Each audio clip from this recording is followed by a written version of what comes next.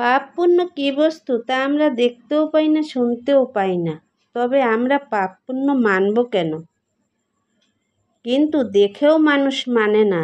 যেমন একজন চোর চুরি করার অপরাধে তার হাত পায়ের আঙ্গুলগুলো কেটে দেওয়া হয়, কিন্তু অন্য পাকা চোর সেই সব দেখেও চুরি করা ছাড়তে পারে না। অর্থাৎ চুরিকর্মের পরিণামে তারও যে হাত পা কেটে যেতে পারে, সে অনুরূপ ঘটনা দেখেও মনের দিক থেকে তা মানতে চায় না। সে ভাবে আমি এমন পাকা চোর কেউ টের পাবে না, আবার শুনেও মানুষ শেখে না।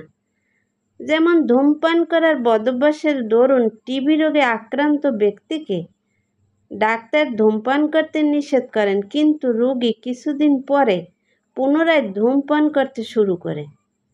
যদিও ডাক্তার কথা সে শুনছিল, তবু সে আর সেই নির্দেশ মানছে না। সুতরাং দেখতে পেলে কিংবা শুনতে পেলেই বস্তুর অস্তিত্ব মানব, নতুবা মানব না, এটি উন্মাদের কথা।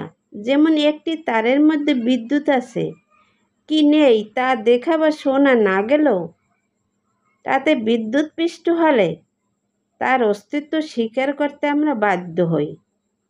কিন্তু যখন কেউ বিদ্যুৎ পৃষ্ঠ হয় তারের মধ্যে ঝুলে থাকে, তখন সে কখনোই বলতে পারে না যে আমি বিদ্যুৎ পৃষ্ঠ হয়েছি, তোমরা আমার কথা শোনো এবং এক্ষুনি এসে আমাকে বাঁচাও।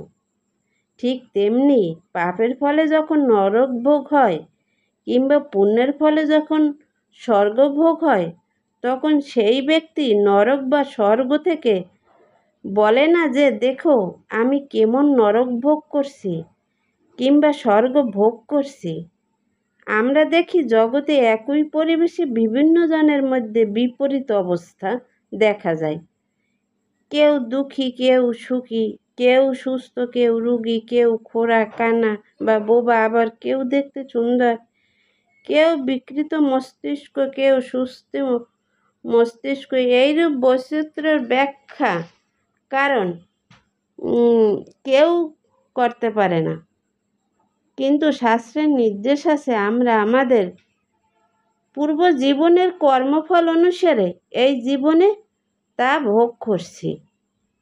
আরও দেখা যায় পাপ পরায়ণ কিংবা পুণ্যবান ব্যক্তির দেহত্যাগের সময় কতগুলি বিপরীত লক্ষণ প্রকাশিত হয়।